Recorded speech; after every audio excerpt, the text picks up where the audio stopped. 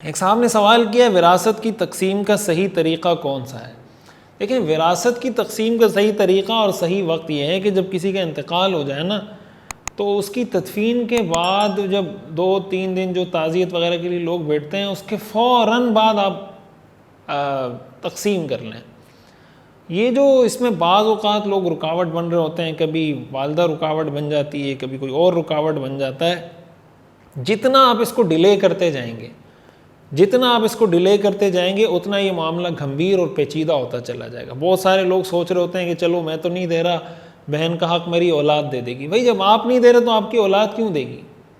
جب آپ کو فکر نہیں ہے اپنی قبر کی اور آپ پر شریعت نے لازم کیا آپ اپنی بہن کا میراث میں حق نہیں دے رہے، تو جب آپ قبر میں چلے جائیں گے، آج کل کی اولادیں اتنی اچھی ہیں کہ اپنے والد کا خیال کرنے کے لیے کہ ہمارے والد کو قبر میں عذاب نہ ہو اس لیے ہم اس کی بہن کا حصہ دے رہے ہیں، اپنی پھوپھی کا حصہ دے رہے ہیں۔ ظاہر ہے کوئی نہیں دیتا، اس لیے بر وقت اس کو تقسیم کر دینا چاہیے۔ اور اس کا آسان حل یہ ہے کہ آپ اپنی پوری تفصیل لکھ دیں کہ اس کا انتقال ہوا ہے، اس میں سے پہلے اس کی تجہیز و تکفین کا جو خرچہ ہے، تجہیز کا، قبر کا، کفن کا، وہ خرچہ اس میں سے دیا جائے۔ دوسرے نمبر پر اس کے جو قرض دار ہیں ان کے قرضے ادا کیے جائیں، اور تیسرے نمبر پر اگر اس نے کوئی وصیت کی ہے کسی کے لیے، کسی وارث کے لیے وصیت جائز نہیں ہے، یعنی بیٹے کے لیے، بیوی کے لیے، اس طرح کسی کے لیے وصیت جائز نہیں، کسی اجنبی کے لیے، کسی مسجد کے لیے، مدرسے کے لیے، کسی دوسرے آدمی کے لیے کی ہے جس کو اس میراث میں کوئی حصہ نہیں ہے، تو 1/3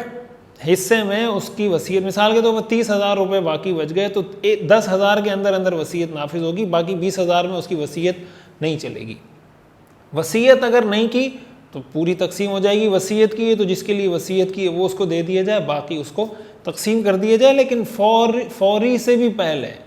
یعنی جتنا جلدی ممکن ہو یہ عمل انجام دے دیا جائے۔ جو رکاوٹ بنے وقتی طور پر، اگر بعض اوقات عورتیں، والدہ مثال کے طور پر والد کا انتقال ہو گیا اور بیٹوں نے کہا کہ ہم تقسیم کرنا چاہتے ہیں، والدہ رکاوٹ بن جاتی ہے کہ بھئی تم تقسیم کیوں کر رہے ہو، ابھی تو تمہارے والد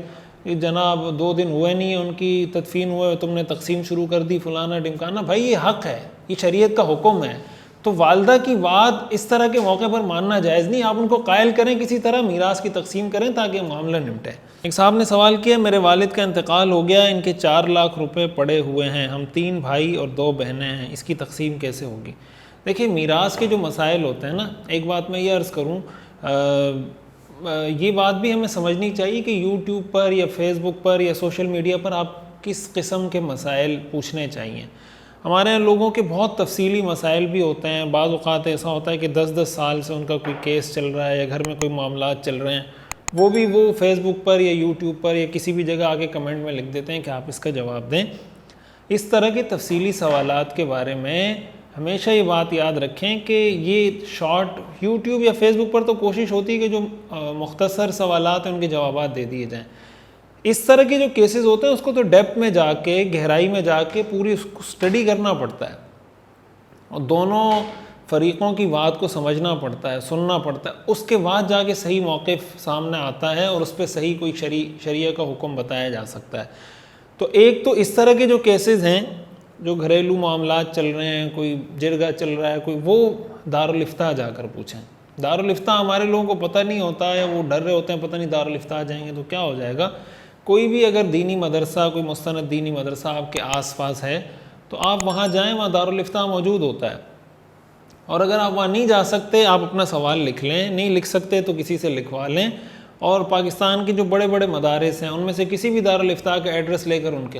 کے پتے پر روانہ کر دیں، جواب وہ لکھ کر آپ کو آپ کے پتے پر مل جائے گا۔ کراچی میں جامعہ دارالعلوم کراچی ہے، جامعہ الرشید ہے، بنوری ٹاؤن ہے، جامعہ فاروقیہ ہے، پنجاب میں تو جامعہ اشرفیہ لاہور ہے، بڑا ادارہ ہے، اسی طرح کبیر والا ہے، دارالعلوم کبیر والا بڑا ادارہ ہے، تو کافی بڑے ادارے آپ کو مل جائیں گے۔ KPK میں آپ کو دارالعلوم حقانیہ مل جائے گا، اور کافی بڑے بڑے ادارے ہیں، تو اس دارالفتاء میں آپ اپنا سوال لکھ کے تفصیل معلوم کریں۔ اسی طرح جو میراث کے مسائل ہوتے ہیں نا، میراث کے مسائل بھی اسی نوعیت کے ہوتے ہیں کہ وہ ایک ایک بات کی وجہ سے حکم تبدیل ہوتا ہے۔ مثال کے طور پر یہ جو آپ نے مسئلہ پوچھا ہے نا کہ والد کا انتقال ہو گیا اور 3 بیٹے ہیں اور 2 بیٹیاں ہیں، ٹھیک ہے، اب اس میں 2 صورتیں بنتی ہیں۔ ایک صورت یہ کہ آپ کے دادا اور دادی یہ دونوں یا ان میں سے کوئی ایک موجود ہے یا نہیں، اگر موجود ہوں گے تو حکم کچھ اور ہوگا، موجود نہیں ہوں گے تو حکم کچھ اور ہوگا. پھر اسی کے ساتھ ساتھ بعض اوقات ہی ہوتا ہے کسی کا انتقال ہو جاتا ہے. تو جو میراث کے مسائل ہیں یا تو اس کی پوری تفصیل لکھیں تاکہ جو بھی ممکنہ طور پر آپ سمجھتے ہیں کہ وارث ہو سکتا ہے. اب ظاہر ہے کہ والد اور والدہ تو وارث بنتے ہیں, تو وہ وضاحت اس میں ہونی چاہیے.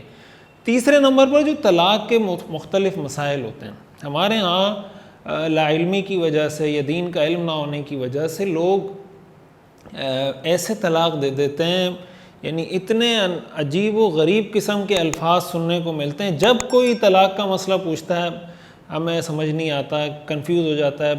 سننے والا کہ پتہ نہیں اس کا کیا حکم ہوگا, طلاق ہوئی یا نہیں ہوئی. تو طلاق کے جو مسائل ہیں نا وہ بھی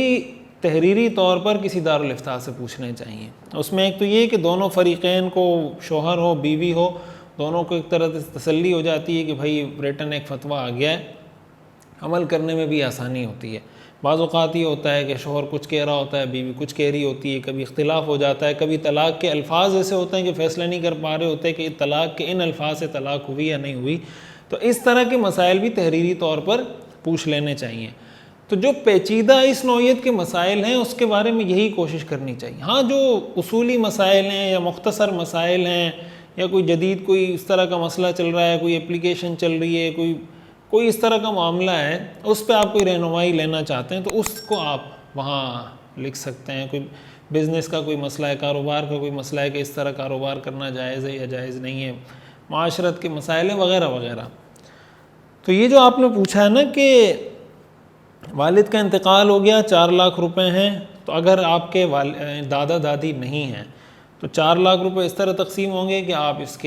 کو 8 پہ تقسیم کر دیں. 50,000 روپے بہنوں کو مل جائیں گے اور 1 لاکھ روپے بھائیوں کو مل جائے گا. لیکن یہ اس صورت میں کہ آپ نے یہاں لکھا ہوا ہے تو بظاہر میرا خیال یہی ہے کہ ان کے والد یعنی آپ کے دادا دادی موجود نہیں ہیں. اگر دادا دادی موجود ہوں گے پھر مسئلہ تبدیل ہوگا.